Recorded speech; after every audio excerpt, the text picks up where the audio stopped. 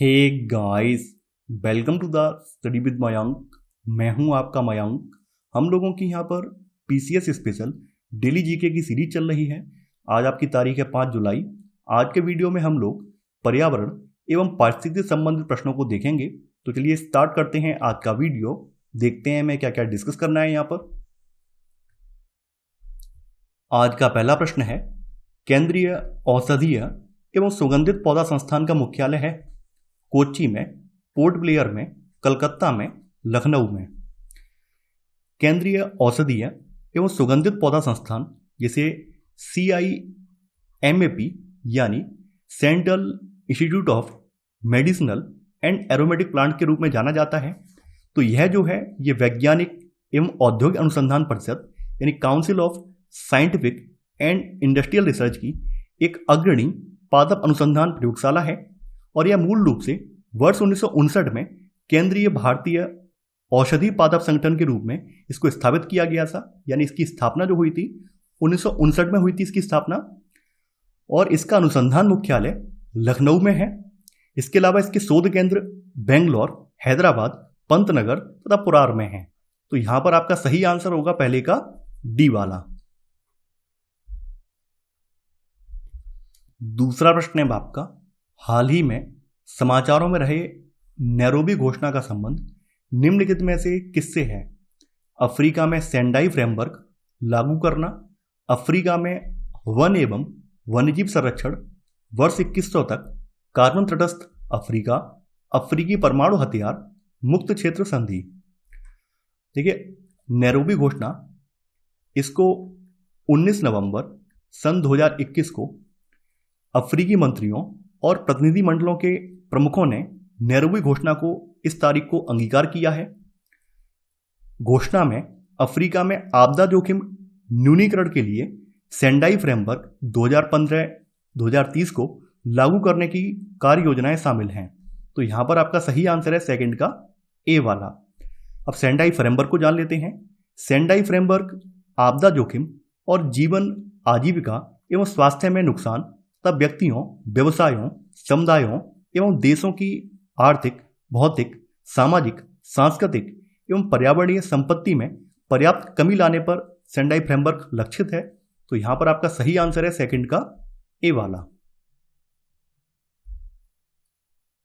तीसरा प्रश्न है आपका, क्लाउड सीडिंग के संदर्भ में निम्नलिखित कथनों में से कौन सा या कौन से सही हैं या सही हैं? इसमें वर्षा की संभावना को बढ़ाने के लिए बादल की संरचना को संशोधित करना शामिल है। यह केवल तभी कार्य करता है जब वायुमंडल में पहले से पर्याप्त बादल मौजूद हों। नीचे दिए गए कूट का प्रयोग करके सही उत्तर चुनिए। देखिए, क्लाउड सीडिंग एक तरह की मौसम संशोधन तकनीक है जो कृत्रिम वर्षा को जन्म देती है। इसमें वर्षा की संभावना को बढ़ाने के लिए बादल की संरचना को संशोधित करना शामिल है। तो यहां पर आपका पहला वाला कथन बिल्कुल सही है। यहां पर आपका सेकंड वाला कथन यह भी सही है। यह केवल तभी कार्य करता है जब वायुमंडल में पहले से पर्याप्त बादल मौजूद हों। देखिए, वर्षा के लिए इसमें क्या किया जाता है क्लाउड सीडिंग में? वर्षा में के लिए ये लोग बीज के रूप में सिल्वर या पोटेशियम के आयोडाइड, ड्राई आइस या तरल प्रोपेन को बीज के रूप में रोपित कर देते हैं, यानी वायुमंडल में रोपित कर देते हैं। और इन बीजों की जो आपूर्ति होती है विमान के माध्यम से या भूमि से किसी कैनन के द्वारा आकाश तक इन बीजों को रोपित किया जाता है। तो इसके जरिए क्या है, वर्षा को बढ़ाया जाता है, वर्षा को बढ़ावा दिया जाता है। तो यहां पर आपका एक और दो दोनों ही सही हैं। तो आपका सही आंसर है तीसरे का सी, यानी एक और दो दोनों। चौथा प्रश्न है आपका, निम्नलिखित में से कौन अम्लीय वर्षा के लिए जिम्मेदार वायु प्रदूषक है? कार्बन डाइऑक्साइड, मीथेन एवं hydrogen, carbon monoxide, nitrogen oxide तथा सल्फर डाइऑक्साइड। अम्लीय वर्षा भी वायु प्रदूषण का एक रूप है।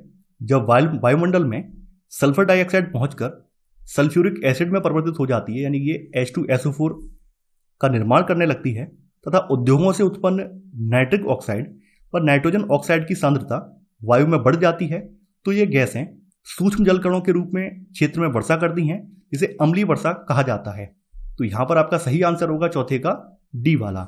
नाइट्रोजन ऑक्साइड तथा सल्फर डाइऑक्साइड जो है ये अम्लीय वर्षा के लिए जिम्मेदार वायु प्रदूषक हैं। 5वां प्रश्न है आपका, हाल ही में समाचारों में देखे गए क्यू टिसुका सचिकारुम के संबंध में निम्नलिखित कथनों पर विचार कीजिए। पूछा गया है कौन सा कथन सही है। यह असम में पाई गई सरीसृप की एक नई प्रजाति है। यह अंतिम जीवित इचथ्योसौर प्राचीन जानवर जो जीवित स्वॉर्डफिश की तरह दिखते हैं इनमें से एक है। ठीक है, हाल ही में शोधकर्ताओं की एक अंतर्राष्ट्रीय टीम ने क्यू टिसुका सचिकारुम नामक एक नए समुद्री सरीसृप की खोज की है।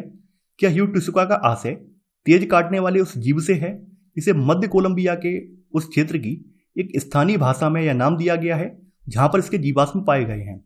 यानी इसके जीवाश्म जो हैं असम में नहीं पाए गए हैं बल्कि दक्षिण अमेरिकी देश है कोलंबिया, तो कोलंबिया मध्य कोलंबिया में इसके जीवाश्म पाए गए हैं।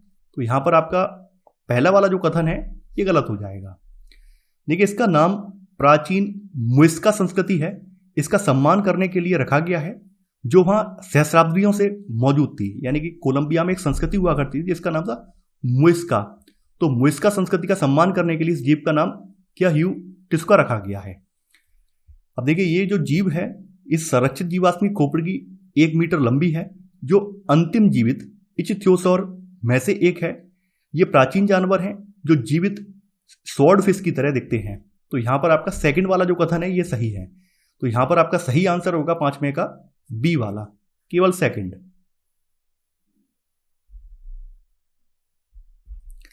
6वां प्रश्न है आपका, बीटा जैव विविधता शब्द किसे संदर्भित करता है। एक पारिस्थितिकी तंत्र के अंदर प्रजातियों की संख्या, विभिन्न पारिस्थितिकी तंत्रों के अंदर प्रजातियों की संख्या, किसी स्थल पर प्रजातियों का अनुपात, किसी क्षेत्र के अंदर विभिन्न पारिस्थितिकी तंत्रों के लिए प्रजाति विविधता।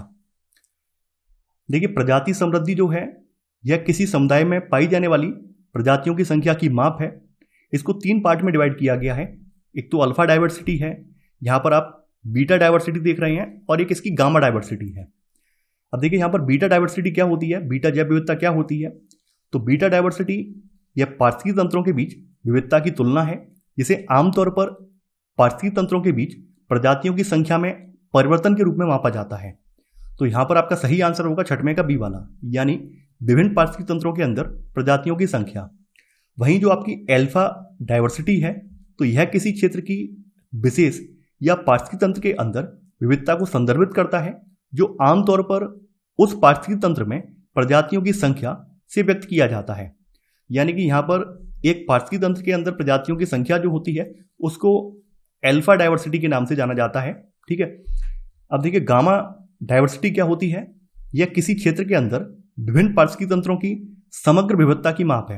यानी किसी क्षेत्र के अंतर्गत विभिन्न पारिस्थितिकी तंत्रों की प्रजाति विविधता जो है इसकी समग्र माप को गामा डाइवर्सिटी के नाम से जाना जाता है। चूंकि हमसे पूछा गया है बीटा जैव विविधता के बारे में पूछा गया है, तो बीटा जैव विविधता विभिन्न पारिस्थितिकी तंत्रों के अंदर प्रजातियों की संख्या है। तो यहां पर आपका सही आंसर होगा 6वें का बी वाला। 7वां प्रश्न है आपका, नीचे 2 कथन दिए गए हैं जिनमें एक को अभिकथन और दूसरे को कारण से चिन्हित किया गया है। अभिकथन, जैव विविधता की क्षति ने पारिस्थितिकी तंत्र की संरचना और उचित कार्य पद्धति को खतरे में डाल दिया है। कारण, पारिस्थितिकी तंत्र जैव विविधता की क्षति से जुड़े दबावों के साथ अनुकूलन करने में सक्षम नहीं होते हैं। जैसा कि आप लोग जानते हैं, पारिस्थितिकी तंत्र को बनाए रखने के लिए जैव विविधता महत्वपूर्ण होती है।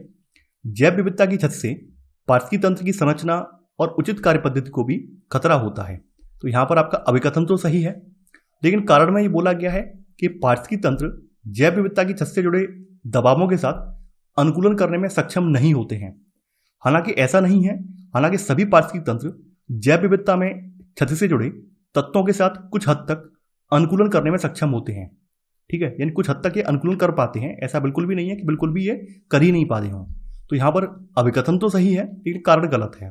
तो यहां पर आपका आंसर होगा 7वें का सी, यानी ए सत्य है किंतु आर असत्य है।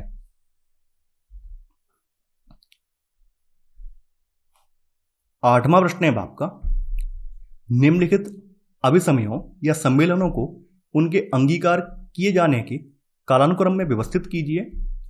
ओजोन परत के संरक्षण के लिए वियना कन्वेंशन, जैव विविधता पर संयुक्त राष्ट्र सम्मेलन, संयुक्त राष्ट्र मरुस्थलीकरण रोकथाम कन्वेंशन, प्रवासी प्रजातियों पर कन्वेंशन, आपको कूट का प्रयोग करके सही उत्तर का चयन करना है।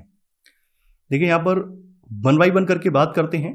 सबसे पहले बात कर लेते हैं ओजोन परत के संरक्षण के लिए वियना कन्वेंशन। ये 1985 में हुआ है, यानी कि ये 1985 में हुआ है, ठीक है। 1985 में इसको अंगीकार किया गया है। अगला है जैव विविधता पर संयुक्त राष्ट्र सम्मेलन, इसको 1993 में अंगीकार किया गया है। अगला है संयुक्त राष्ट्र मरुस्थलीकरण रोकथाम कन्वेंशन, इसको 1994 में अंगीकार किया गया है। प्रवासी प्रजातियों पर कन्वेंशन, इसको 1979 में अंगीकार किया है, 1979 में अंगीकार किया गया है। तो यहां पर लगा लीजिए, यहां पर आपका क्रम होगा 4 1 2 3। तो यहां पर आपका सही आंसर है 8वें का ए, 4 1 2 3। 9वां प्रश्न है आपका, जैविक घटकों का एक दूसरे तथा उनके पर्यावरण के बीच अंतर संबंधों के वैज्ञानिक अध्ययन को कहा जाता है? पारिस्थितिकी तंत्र, जैव विविधता, पारिस्थितिकी या उपरोक्त में से कोई नहीं। देखिए, जैविक घटकों का एक दूसरे और उनके पर्यावरण के बीच अंतर संबंधों के वैज्ञानिक अध्ययन को पारिस्थितिकी कहा जाता है। पारिस्थितिकी को अंग्रेजी में इकोलॉजी कहा जाता है। और जो इकोलॉजी शब्द है ये 2 ग्रीक शब्दों से मिलकर बना है, जिसमें एक शब्द है आपका ओइकोस और दूसरा शब्द है आपका लोगोस। ओइकोस का मतलब होता है घर, होम, वहीं लोगोस का मतलब होता है टू स्टडी, यानी कि अध्ययन करना। यानी कहने का मतलब क्या है कि प्रकृति के आवास का अध्ययन करना। तो ऐसे करके ये शब्द हो जाएगा आपका पारिस्थितिकी। जो पारिस्थितिकी शब्द है इसका सबसे पहले इस्तेमाल सन 1866 में एक जर्मन जीव विज्ञानी है जिनका नाम है अर्नेस्ट हैक्कल। आपने नाम सुना होगा इनका, अर्नेस्ट हैक्कल का। तो अर्नेस्ट हैक्कल ने सबसे पहले इसका इस्तेमाल किया था। तो यहां पर आपका सही आंसर है 9वें का सी वाला। 10वां प्रश्न है आपका, निम्नलिखित में से कौन सा मेघ ओजोन क्षरण से संबंधित है? निशादीप्त मेघ, ध्रुवीय समताप मंडलीय मेघ, कपासी वर्षा मेघ, स्तरीय कपासी मेघ। ध्रुवीय समताप मंडलीय मेघ शीतकालीन ध्रुवीय समताप मंडल में 15,000 से लेकर 25,000 मीटर की ऊंचाई पर यह पाया जाता है। यानी कितने से कितने मीटर की ऊंचाई पर? 15,000 से लेकर ये 25,000 मीटर की ऊंचाई पर ये पाए जाने वाले मेघ हैं। इनमें जल, नाइट्रिक एसिड और या फिर सल्फ्यूरिक एसिड मौजूद होते हैं तथा ये ध्रुवीय ओजोन क्षयीकरण के लिए उत्तरदायी होते हैं और उनके प्रमुख स्रोत भी होते हैं। तो यहां पर आपका सही आंसर है 10वें का बी वाला, ध्रुवीय समताप मंडलीय मेघ। तो ये था हमारा आज का वीडियो। आई होप आपको आज का वीडियो पसंद आया होगा। आप लोग इस वीडियो को लाइक और शेयर करना बिल्कुल ना भूलें। तो चलिए आज के लिए बस इतना ही। Thanks for watching. जय हिंद।